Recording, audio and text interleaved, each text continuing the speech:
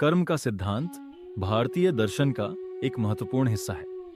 इस सिद्धांत के अनुसार हर व्यक्ति के जीवन में उसके द्वारा किए गए अच्छे या बुरे कर्मों का प्रतिफल एक दिन मिलता है। इस लेख में हम यह समझेंगे कि कर्म कब और कैसे अपना हिसाब लेने आता है, इसके पीछे का विज्ञान क्या है और क्यों यह महत्वपूर्ण है कि हम अपने कर्मों को समझें और उनके परिणामों को सही ढंग से स्वीकार करें। कर्म का मतलब और उसकी प्रक्रिया। कर्म संस्कृत शब्द है जिसका शाब्दिक अर्थ है काम या कार्य। यह व्यक्ति द्वारा किया गया कोई भी कार्य हो सकता है, शारीरिक, मानसिक या वाचिक। भारतीय दर्शन में कर्म को दो प्रकारों में बांटा जाता है। संचित कर्म, ये वे कर्म होते हैं जो पिछले जीवन में किए गए थे और जिनका फल वर्तमान जीवन में प्राप्त होता है। प्रारब्ध कर्म, यह वे कर्म होते हैं जो पिछले जीवन के संचित कर्मों का परिणाम होते हैं और जिनका फल वर्तमान जीवन में भोगा जाता है।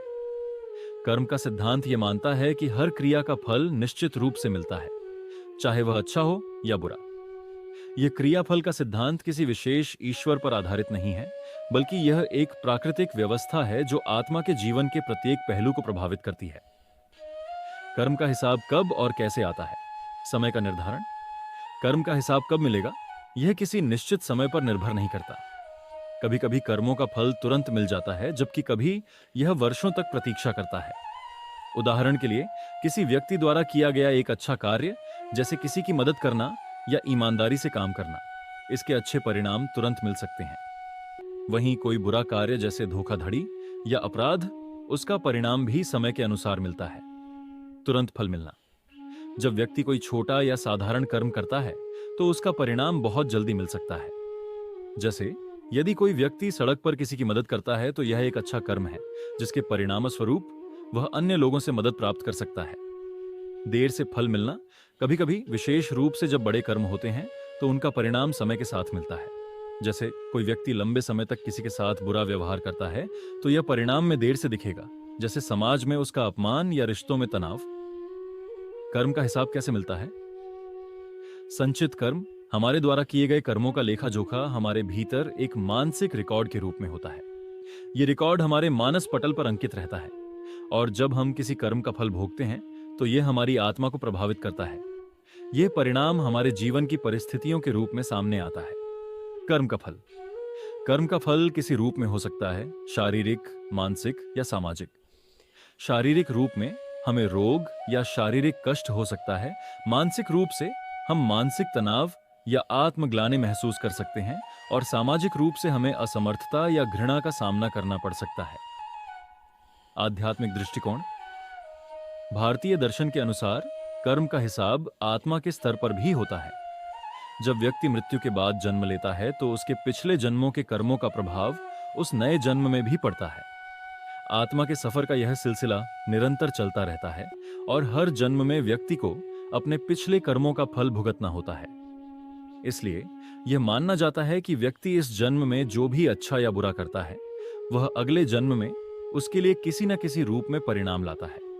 कर्म के परिणाम का महत्व, कर्म का सिद्धांत जीवन में संतुलन और नैतिकता बनाए रखने के लिए अत्यंत महत्वपूर्ण है। जब व्यक्ति अपने कर्मों को समझने और उनके परिणामों को स्वीकारने लगता है तो वह अधिक जिम्मेदार और सतर्क हो जाता है। धार्मिक दृष्टिकोण, धर्म में कर्म का हिसाब रखने का एक बहुत बड़ा महत्व है। धर्म हमें यह सिखाता है कि हम जो कर्म करते हैं उनका हमारे जीवन पर प्रभाव पड़ता है।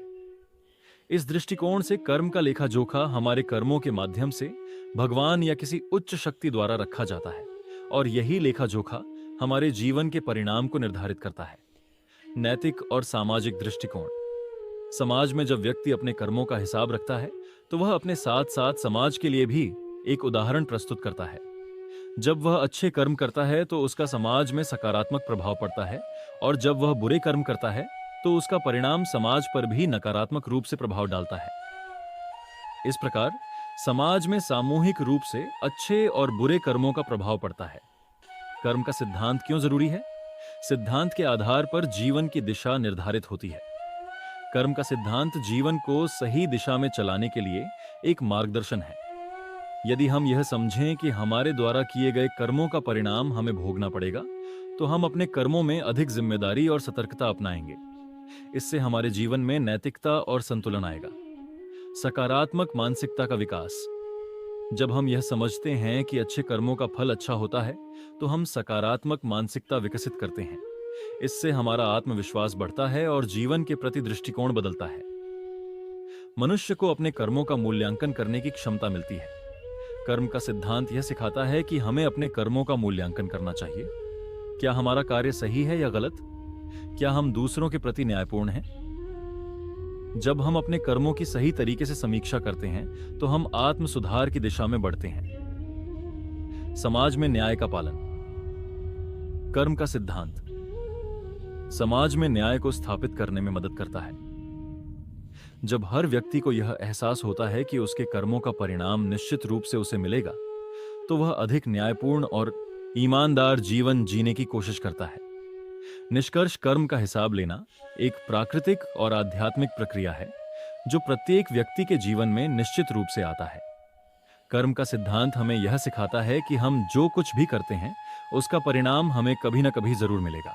यह सिद्धांत न केवल हमारे व्यक्तिगत जीवन को बेहतर बनाता है, बल्कि समाज में भी नैतिकता और न्याय को बढ़ावा देता है। इसलिए यह जरूरी है कि हम अपने कर्मों को समझें और उनका सही तरीके से पालन करें, ताकि हम एक अच्छे जीवन की ओर बढ़ सकें।